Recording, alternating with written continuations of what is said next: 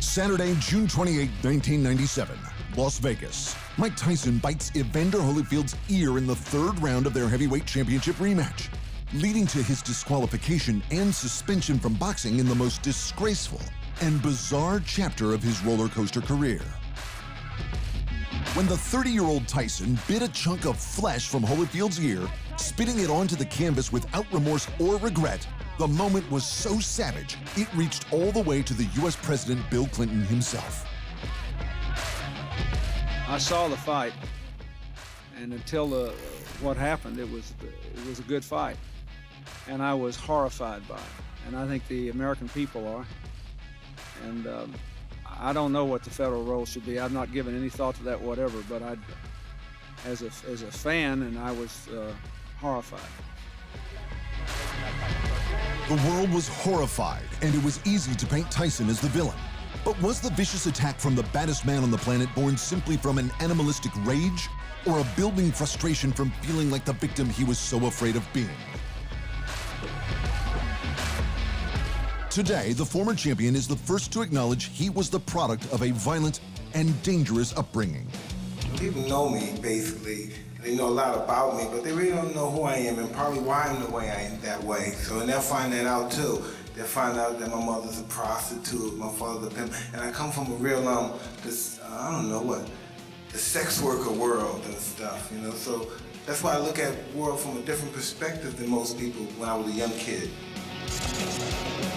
From learning to box in juvenile detention to becoming the youngest heavyweight champion in history at just 19, Tyson relied heavily on his revered boxing trainer and father figure, Cus D'Amato, to help redirect his rage.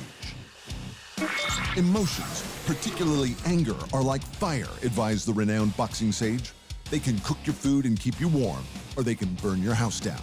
Unfortunately for Tyson, D'Amato passed away just 1 year before his young protege captured the heavyweight crown. And without his mentor's loving guidance, Tyson's flame would grow into an uncontrollable inferno that he remembers with remorse. Hey, I have my demons, man. There's many things.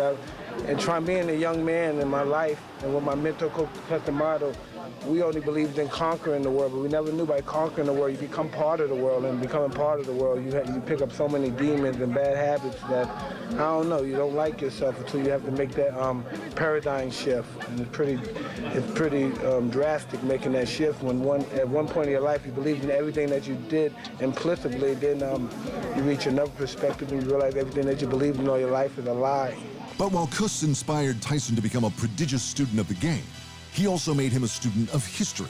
And from this, Tyson developed his own philosophical, if not slightly more terrifyingly wise turn of phrase. When I fight someone, I want to break his will, claimed Tyson of his intentions. I want to take his manhood. I want to rip out his heart and show it to him. I'm the most brutal and vicious and most ruthless champion there's ever been, bragged the unguided champ.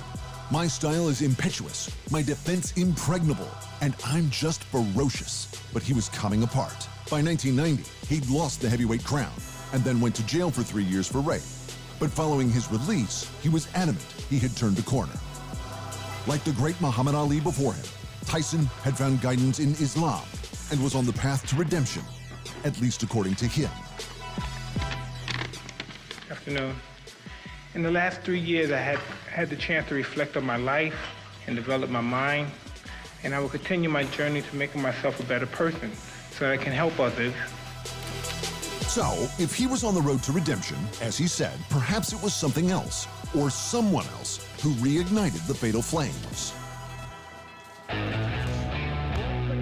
Evander Holyfield was a physical specimen, the best cruiserweight to ever grace the ring, clean living and religious, but with a reputation for accidental headbutts.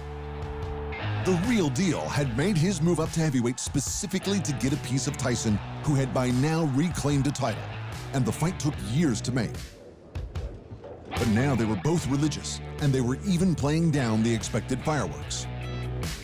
Bear witness there's one God, and I bear witness that Prophet Muhammad is the prophet of God. I'm just happy to be here, and I thank Allah for allowing me to finish this camp healthy, strong, looking forward to this fight. And I know everyone's excited, and they're saying things, a little bit overextensive, but I'm here to do my job. I thank God for the opportunity. I thank God for allowing me to be a vessel. Thank God for allowing me to change the world with this fight. Holyfield shocked the world by outboxing Tyson en route to an 11th round TKO. But Tyson blamed the loss on the 2 unintentional headbutts.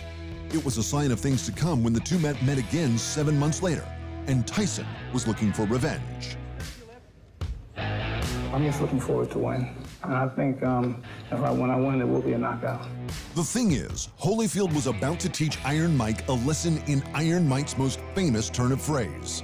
Behind on points entering the 3rd round after already being opened up by head clashes, Tyson ejected his gum shield and bit an inch of cartilage clean out of Holyfield's right ear. Everybody has a plan until they get punched in the mouth, was how Tyson once explained what happened when people fought him. But as he explained in court, it was Tyson who clearly lost all sense of a plan, because he then went and bit Holyfield again. Nevada Athletic Commission found that you had intentionally bit Evander Holyfield twice, once on each ear. Do you dispute that finding? No. Why did you intentionally bite Mr. Holyfield? I don't even, to be honest, I don't even know why I bit Mr. Holyfield. I don't even know how I did it. I was just, oh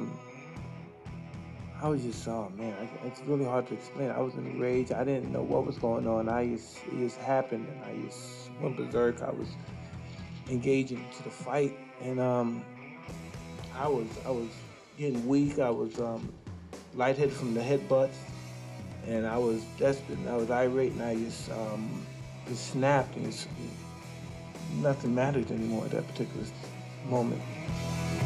For tearing off a piece of Holyfield's ear, Iron Mike's boxing license was revoked, and he was fined just $3 million from the $30 million he made for the fight.